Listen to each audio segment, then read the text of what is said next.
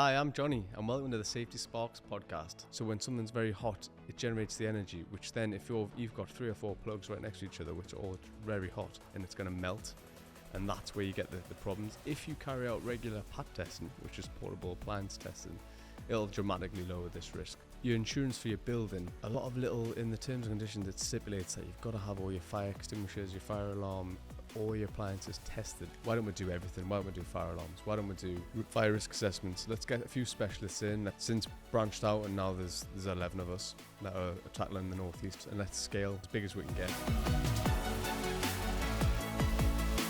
Hi, I'm Jonny, and welcome to the Safety Sparks podcast. This is sponsored by Crusader Fire, which is fire protection in the northeast of England. So on this episode, we'll be going through when the company was founded, where we are today, changes in the industry, and if we've got any questions, we'll save that to the end. So this company was started in 2000, and basically it was run by my father, and he basically did fire extinguishers. So that's sales service. We'd just go around the northeast and we'd attend, we'd service, we'd sell extinguishers. And then we slowly branched out and did a little bit of dry riser testing. And then about 8 years ago, I took over, and we looked at the picture and said, look, we've got 2 members of staff here. Why don't we do everything? Why don't we do fire alarms? Why don't we do fire risk assessments? Let's get a few specialists in. Let's train them, or train our staff that we've got, and let's scale to the as big as we can get. So he retired 8 years ago, and we've since branched out, and now there's 11 of us that are tackling the northeast, trying to get fire protection throughout the whole of the northeast, trying to keep everyone up to date, the latest legislation.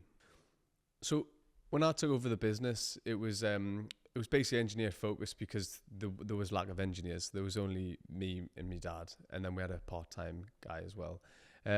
So then I took over, and it was basically do as much work as we possibly could. Then I had to learn the admin side, and then it was like I knew the engineering side through and through. I've been doing it for 10 years, so I knew everything about it. It was the whole running the business side, which was didn't come naturally for me, but I love people and I love the industry. So any challenges I face, I seem to go head on. I seem to fall into it forward, and I loved to start getting obsessed over fire, really. And so then I started going on courses and sort of build my knowledge. And then what I really decided is, what more can I do to the customers, and how can I make this small team a big team whilst helping everyone within Newcastle? So that's the nuts and bolts of it, and that's why I think I'm here today. I feel like there was a moment where I was getting very stressed, and there was a lot of work needed doing, and I couldn't get it all done. I took more people on, and I was still struggling. I thought, right, is it all worth it? And then I realized this is all just growth. I was like, from here, we're going to expand massively. It's either what they say, sink or swim. So do I close the company? Do I sell up? Or do I try and grow so we be the biggest in the country? So I've gone the latter and try to go as big as we possibly can. And where we are today, we're going to quadruple this in the next 10 years. So our company culture is we want to spread everything around the company. So if someone's got a problem in a job, we want everyone to chip in and help each other out. We want everyone to sort of, if someone else sees a problem, someone else's work, we pick it up straight away, because we want to grow as a company. We're not about this guy did this guy did this. We want to be the best in the industry, so we need to promote that. So any problems, we have like a WhatsApp group where everyone, if there's any faults or jobs or anything, we send it around and we get that rectified quite quick. So then we're all singing from the same hymn sheet. So with that, we want to be, when we try to find new employees, I feel like you can get anyone can do any job. You can train them, and then that's great. No, that's not what we want. We want the person.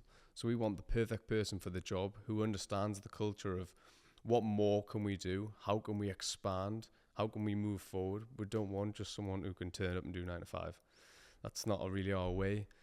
And the people we've got along the way, they've all seen this vision, and they've all grown with it. Like, we want our guys to stay as long as possible. If someone's out the door with less than 12 months, that's them.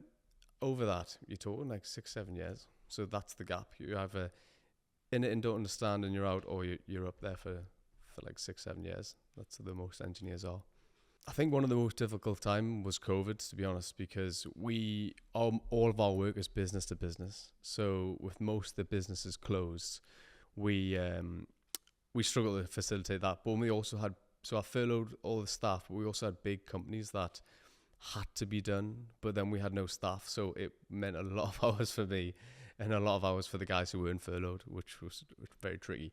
But we've came out the other side, and I think because we were working all the way through, because obviously being a key worker, we took loads of work off other companies who weren't there. So we grew quite a lot. It was challenging at first, and the cash flow was a problem. But then we because we kept powering through, working all hours, we then basically grew quite a lot on the way out of COVID. I feel like the way this hit home for me was I've been to a few jobs where they've had a fire, or someone was hurt, or something along that lines, and it just, for me, it always just hits. I go, well, this is someone's business that now can't trade over like something small and trivial. You're talking something that they didn't do, which probably could have cost 50 quid, and then now they're not trading, and now they're losing thousands. It's, for me, so then we try and go around saying, well, look, we try and provide the most comprehensive service for the lowest price, the most competitive price rather, so that we can make sure people don't go down this route. So then they don't have to shut down. They don't get to the point where, oh, there's a fire and now we're here. We want to get to the point where, oh, there's no chance of that fire happening because of there's no negligence. It's just with our training, we've shown you how to avoid these fire incidents, really. So this shouldn't be happening. So we're trying to stop it. We're not trying to go, oh, we can sell you this, and this, and this. We're trying to prevent it so you don't need all the extra equipment. That's all. So we're like, our whole plan is if we come out and do a survey, a risk assessment survey, we can tell you what to put in place so this doesn't happen, rather than coming in retrospectively trying to sell you loads of equipment which you don't need. So the long-term goal, would I say Crusader or did I say Safety Sparks? Or should I just say the company? Yeah. So the long-term goal for Crusader is to slowly creep into being national, but we're still holding the local brand.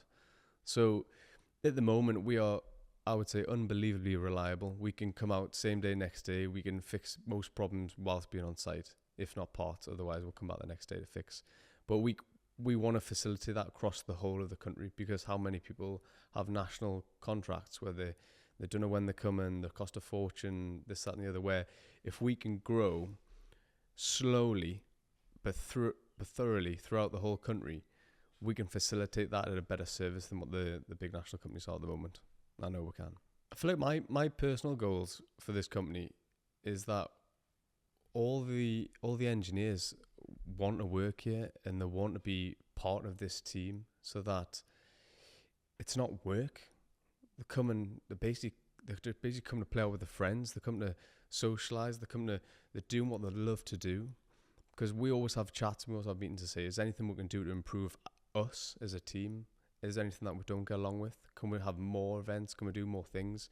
So that it's not like, oh, I've got to go to work. It's like, oh, I'll get in, I get to see all my friends again. We get to do all this whilst delivering a good service to the customers. Because all engineers are personable people. So we try and put the message out there that we're trying to do more for you, and that end goal is to fix your problems. I think why people choose us is because we've got, I would say, a slightly larger team than the average. Because this is like, I would say, the fire industry, it started up as like an old man shop, really. Because they started up saying like they work for a big company, and then they went on the tools and they started up on their own, and then they've sort of brought people on. But it's always ran, I would say, from my experience, it's always ran from that point of view. It's not ran from let's like a young head, basically a young head on old shoulders, where we could drive through all the new technologies to deliver faster, quicker, more efficient services, more comprehensive services to all of our customers. Where most people will go, oh yeah, I can do the job, right, I'll just crack on. Where we're like, why, we can do the job, yes, but can we do it better? But how do we do it better? Can we go on more courses? If our guys can go on courses every year or even twice a year, then they're gonna have more expertise. They could save time and money at a job by immediately telling a customer that they don't need something, or they could save money by doing this, this, and this, rather than, yeah, we're going to sell you everything because we don't know. That's what we wouldn't do. So by us trying to expand on our knowledge, we're trying to deliver a more comprehensive service. So that means when you're on site, when we're on site, and a customer says, "Oh, can I do this? Do I need this extra thing here? How often do these get tested?" We've all got the knowledge to go there. It's not like, "Oh, I'll get back to you on that," or "Oh, I don't know," or even worse, give the wrong advice. So that's why we try and deliver a better, more comprehensive service, and then function this with technology. We have apps and we have devices on hand where everything we're putting it in, it's sort of keeping the data right. So then it's feeding our office and it's feeding the then result in the certificates. So then that means if you ever need copies or anything, it's all just at the fingertips. It's not, you're not chasing around looking for paper, nothing like that. So with us as well, I'd say we're a bit different to other companies, rightly or wrongly. But when a new installation comes across, we try and get that finished and across the line as fast as possible. So if we can, we'd like to work around the clock. So that's night shift, early morning, anything that we can facilitate and that you can facilitate too. So then that means your work's not being disrupted. Because if you can imagine, you've got an office block and we're trying to put fire alarm system in there. We can't be climbing over people and we can't be running cables through. So we would prefer to work earlier and later, which means every day you're going to work, there's no one there. And then by the end of the week, it's finished. So obviously we can still work around you. It's not like that. But if we try and do the best we can so that it doesn't interrupt your day of working. We also try and get as many people on each job per possible. So if we have an installation, we could put one man on it for 2 weeks or one man on it for a week, but we try and get like 4 men on it for 2 days or 3 days and just get it done so fast and efficiently by getting as many people as we can, so that you're not left with this job just dragging on and dragging on and dragging on, which I've spoken to other companies where they're on jobs for months, and I just for me, I just can't understand it, because it's bad for us and it's bad for yourself. So there's been a few sites where we've gone to do a fire alarm survey to install a new system, and they've got a system that's been half done. So we'll go there and we'll say, "Oh, what's going on?" They say, "Oh, someone turned up and they just did half a job and left." And every other company since has come out and said, "Right, we need to rip that all out. We need to start from fresh."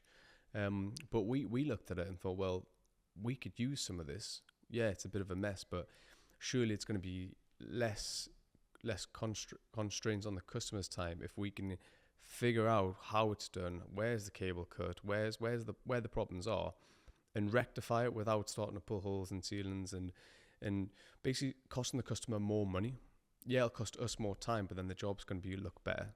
So then again, we're providing something that other companies are going, we're not going to do that, because I think we could salvage and repair a job to a better standard than the other companies would run a new system in.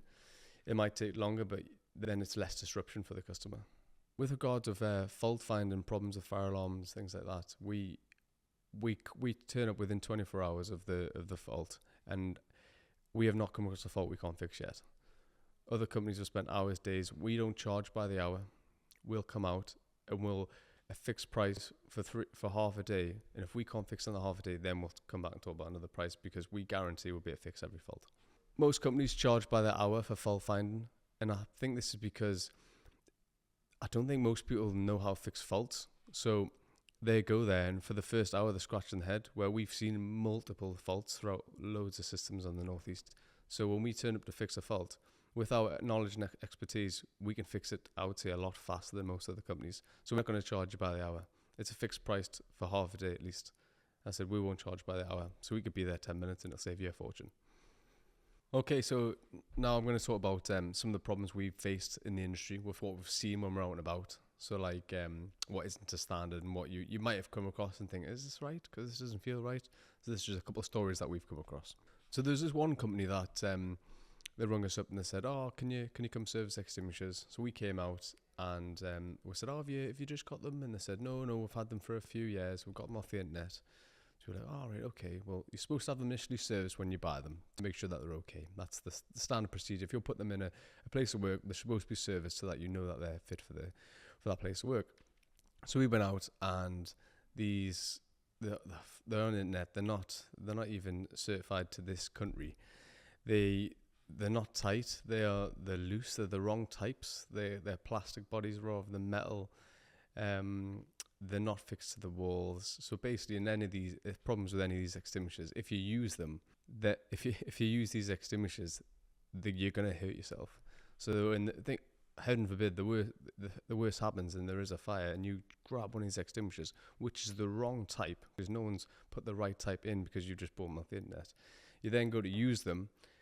They aren't tight, so they spurt out or blow up on your hand, causing injury, and then you're now injured in the event of a fire as well.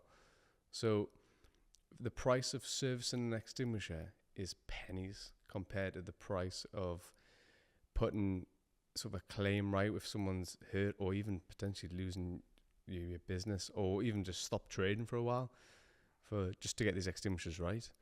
So with the increase of lithium batteries, which are now everywhere, and everyone's got the big hype because there came across don't know if anyone had seen it a few months ago, where like to put out a lithium fire is quite a big deal. So the fire brigade recommend that if a lithium battery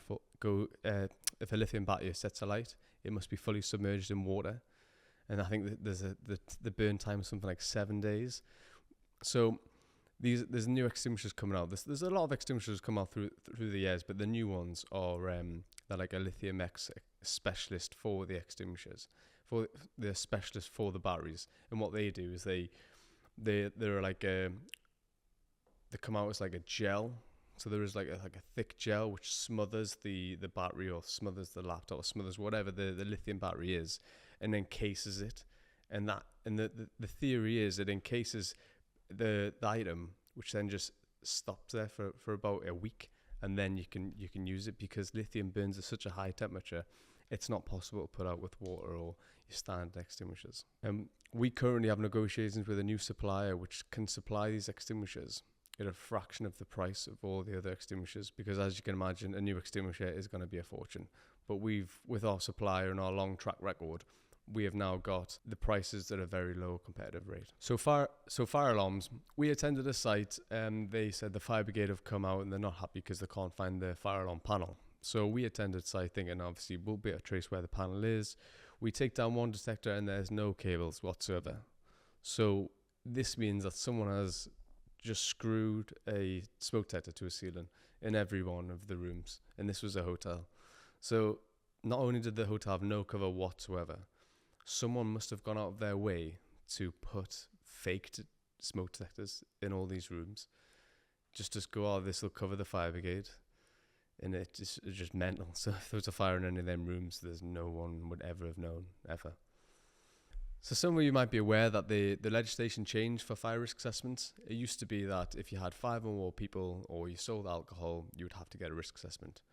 Less than that, you could just do it in your head and it didn't have to be written down anywhere. But now it's changed, so now you have to have it written down and you have to have it by a competent person. So whether that's yourself and you feel competent, if not, if you get a specialist out, they can deliver this. Also in October, there was legislation came out about holiday lets, which I'm sure if you're a holiday owner, you'd be very grudging about. That they brought this out basically because there was people turning garages or even single rooms into holiday lets where people were staying there. And if you think about, it's great if you're Airbnb, if you're staying somewhere and it's cheaper and it's easier, but you've got to remember people are staying somewhere where they're not familiar with. So if you've got a big house and you're renting an Airbnb and there's a fire breaks out, how are they going to know?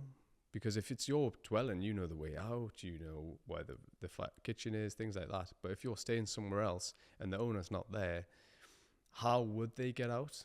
If in a panic, it's pitch black, there's a fire, what do we do? So this is why the legislation came out, to prevent this.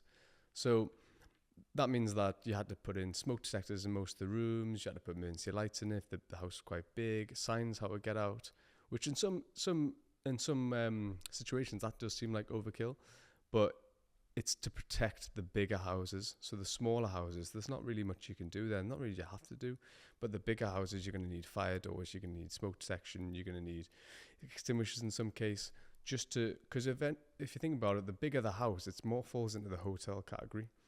So with this legislation, it's changed so that everyone's protected, which means the common person who wants to stay in these places is now the risk's dramatically lowered because they've got the means of escape, they've got the ways of detecting and inventing a fire, and then they've got fire doors to keep them secure for at least 30 minutes.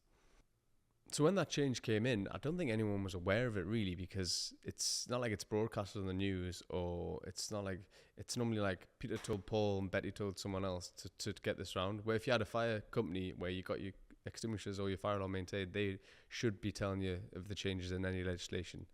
So in October, when this came out, obviously we got an influx of fire risk assessments everywhere, all these holiday lets, and you couldn't believe how bad of a state some of them were in. So basically the open plan living, which came out, I don't know, like 10 years ago, what have you, where it's remove all your walls, let's have this nice open living where everyone can just sort of like, it's like everyone can just live, cohabit with each other in such a big space. But the reason the walls are there in the first place is for building control, because building control state that you need to protect yourself from fire. That's more or less the reason why these walls are put in the first place. So people removed these walls, and now we are going to carry on these risk assessments saying that you either need to reinstate the wall or somehow get around this. So the only way you can get around to putting extra walls or fire doors in is fire suppression. So fire suppression, what it does is it sits within the kitchen or the hob, and it will, in the event of a fire, it will burst and it will suppress any fire within the hob, which eradicates that hob from that room. So if you take a hob out of a kitchen, you've effectively just got a room. So then you can, if you've just got a room, you can happily have people run through it. It's not a high risk room anymore because you've removed the risk of that room. So with the open plan living, it's great, but it causes a lot of problems, and a lot of people have done the risk assessment and the holidays themselves, and they're not aware of this because they're not a competent person. So by them doing it themselves, they're sort of ticking all the boxes to say, oh yeah, this is done, this is done. But then in the event of a fire, it's still very dangerous, because in the event of a fire in a kitchen and someone's on the first floor, and the kitchen's the only way of getting out, they've got to effectively run through a fire to get out, and which you obviously can't do. Yeah, so holiday lets, they've never had to make any changes for years, because why would they? They don't have to. No one's enforcing it, and why they don't know that they need to. Since this legislation's passed, they know now that they have to do this, and they think, well, they'll be all right. We've never had any visits of the fire brigade, but what you don't know is that the fire brigade now are doing, it's like 95% more visits per year. It's something, I don't know if them figures are right. Like, I'll just say a lot. So the fire brigade are doing a lot more visits per year now because there's less fires. They have more time. I think there's more fire officers now than there is firemen. So the fire officers are now going around and they are surveying buildings and telling them that they're not right, or they're going, have you got a risk assessment? Have you got all these things in place? And when you haven't, they can shut you down, or they can go, right, you've got 6 weeks, you've got a week to get all this put right. Otherwise you're not trading. Even worse, if you have an accident, or if there is a fire, your insurance won't pay out, because your insurance will say, oh, have you had a fire risk assessment done? Oh, is it up to the latest standard of holiday lets? No. Oh, it's going to go down that route, so it has to be right. So my team is one of the biggest reasons that I get up in the morning. How can we be more of a team? How can we do stuff more together? How can we build this company together? How can we grow together? I speak to them probably every single day, and I would say, is there anything I can do? Is there anything we can do as a company? We also have meetings every month to say, like, is there anything that you think as an industry we can get better at? Is there anything you've seen that you're quite shocked at, that we can sort of go, right, that's shocking. How can we do the complete opposite of that and make it better for the customer? Or even jobs where we've come across where it's been a nightmare.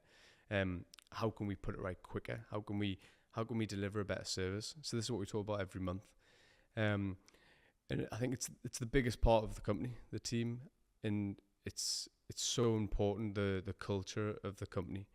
We try and do every 3 months. We try and do like a team building exercise, whether that's paintball and go-karting, whether that's just drinks, whether we go axe throwing, whether we go anything, just so we can bond as a team. So if there's any problems, we go, oh, I wasn't happy with this. This happened, right? Let's get that sorted. So now I know every member of my team can ring another member and go, oh, this happened, like, come get this sorted. There's not any animosity. There's nothing that's causing a divide. It's just, let's grow together. What can we do? How do we get better? our main focus is like of everything that we do is to just get better in the industry. If we can better the industry, then the customer's only to gain. One of our charities is Tiny Lives, so we give back to Tiny Lives. We try and do like events as well, where it is for charity. So Tiny Lives covers premature babies, and I think the main reason we use Tiny Lives is everyone who works for the company's got children, so they understand how horrendous this could be if there was a problem when they are premature. So this is quite a big focus for us, and we want to do as much as we possibly can to grow that charity. So we try and give them as much as we possibly can. And then looking forward to the future, we want to do massive event days where we're talking hundreds of people gather and everything goes towards this charity. That's the goal for the charities. So every podcast, we're going to try and get as many questions as we can answered. So if you have any questions, just send them in or make a comment below and we'll try and get answered. So this question's from Steve. So hello, Steve. What is the most common causes of fire in the business? So the most common cause for fire in the business, well, it first of all depends on the business. So majority of businesses, it is electrical. So it's like overloading plugs, or people think that one double socket, you can have an extension, another extension all the way around rather than putting new sockets in. You can't. This is the many causes of a fire. Also, portable appliances. How many people have bought appliances online, or have bought like dodgy chargers from somewhere online, and it's came, you plugged it in, you think, ooh, that's a bit hot. It's not supposed to be. So heat is. So if something's very hot, when that's not its main purpose, like a heater, it's starting. It's using a lot of energy. So when something's very hot, it generates the energy, which then if you've got 3 or 4 plugs right next to each other, which are all very hot, they're going to combine and be a dramatic heat, and it's going to melt.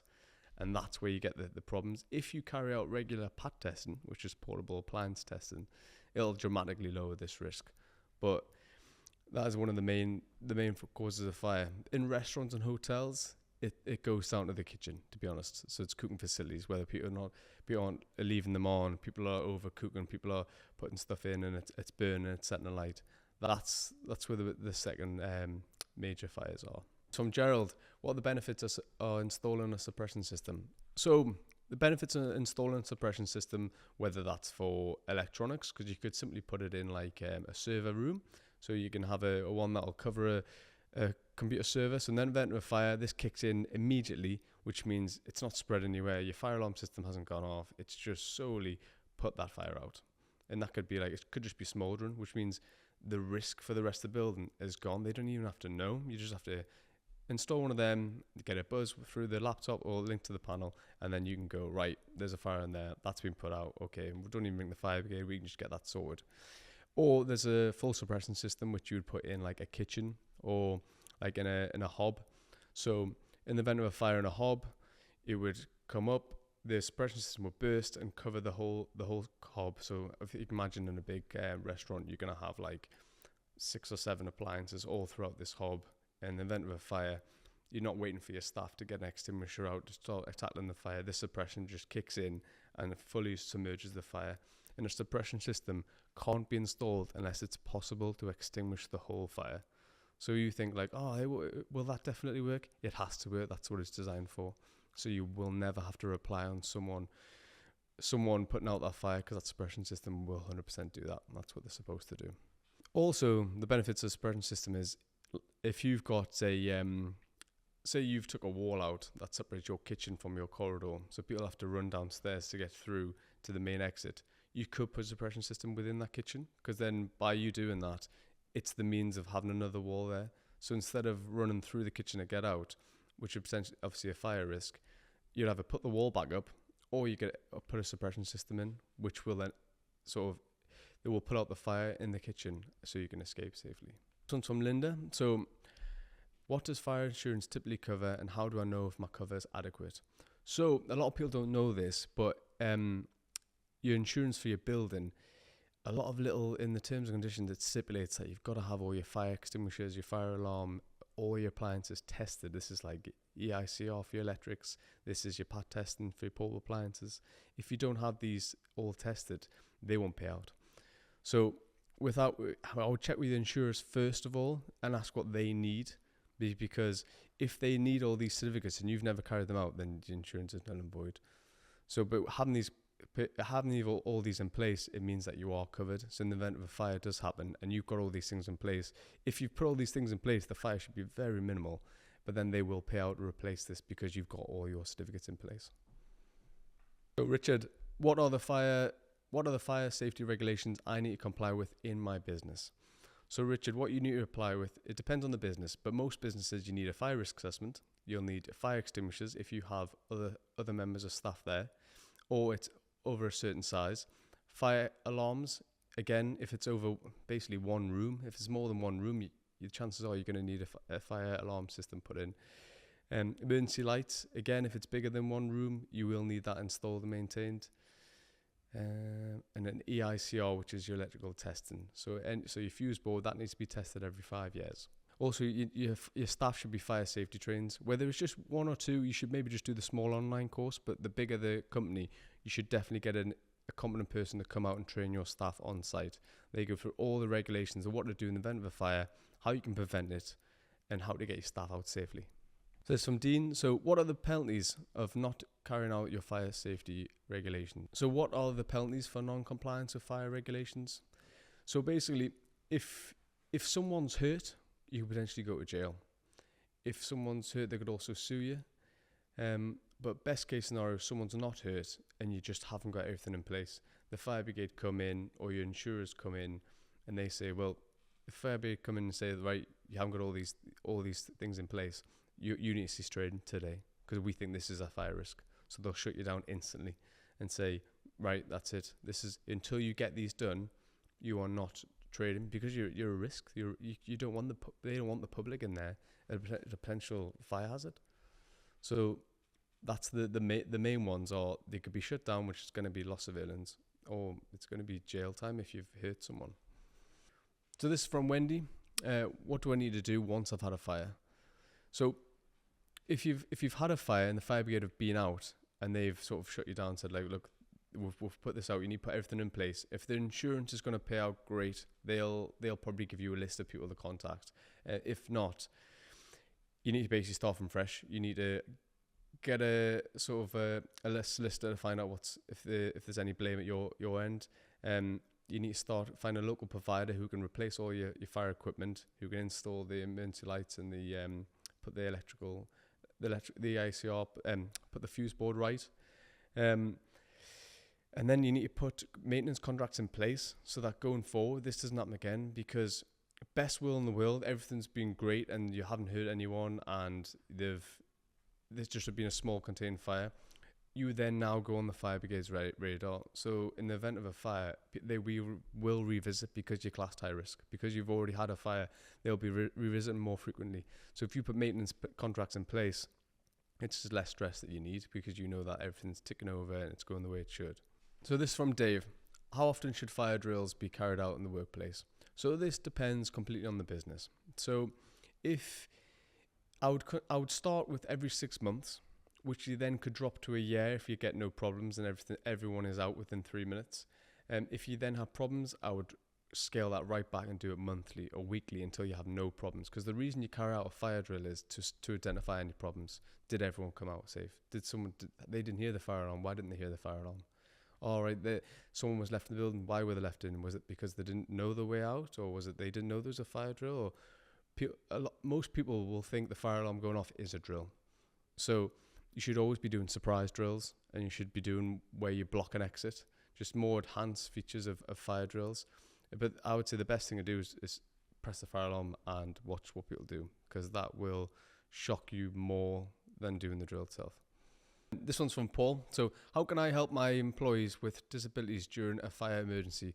So basically, I would advise that you should get all your employees fire safety trained so they know what to do in the event of a fire. If you are the fire warden and you've been trained to do so, how to get disabled people out of the building should be part of the training. So whether that's if there's stairs, whether you need evacuation chairs, or if it's simply just the mobility impaired, so there could be deaf, they could be blind. You should always have personal evacuation plans in place with these people so that you know how to get them out. So as soon as they come in, as soon as you have an employee work for you that is has one of these disabilities, you need to put things in place, whether that's you would have them buddy systems, so someone's always with them, whether you would always have them working on the ground floor rather than the first floor, and then you'd have someone who the fire marshal would have to go to them first to get them out, or whether you have them have a pendant if they are hard of hearing, or a light on the desk if they're hard of hearing, or a vibrating pendant if they're deaf. So all of these things you would have in place, but the main thing that you would need is your staff trained so they know to go to these people first, because there should be a register or a list of where these people are and how to get them out. So realistically, if you've got someone in your building with a disability, you need to know that you can get them out before you get them in. So this one's from Claudia. How often should fire extinguishers be inspected? So fire extinguishers should be inspected every year. BS 35306.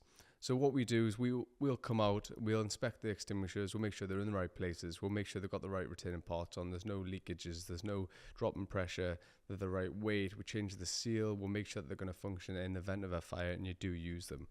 And we make sure that they're always sited in the right place, because you do change time to time. You'll put a wall up, the room won't be used for something. It might now be an IT studio, instead of that it's going to be a kitchen. Things change, so with the experts going out every year, we find these situations and go, all right, you need another one, you've got too many. So when you constantly move around, because businesses change all the time. So if you have a maintenance contract and the professionals come out, they should tell you what needs to be done and where, so it's just one less stress. Sponsored by Crusader Fire, which is a fire safety specialist within the northeast of England, but eventually will be the whole country. If you want to find us, we're on LinkedIn, we're on Instagram, we're on YouTube, X, and TikTok. So just jump on, search for either Safety Sparks Podcast or Crusader Fire. We'll put all the links below in the description. So if you want any question answered, please put as many in as you can, because we will answer as many questions as possibly can, and the best question will get a free service. So I'm Jonny, and this is the Safety Sparks podcast. So you'll see me every month. So if you've got anything in between now and then, please reach out on one of the channels. And thanks for watching.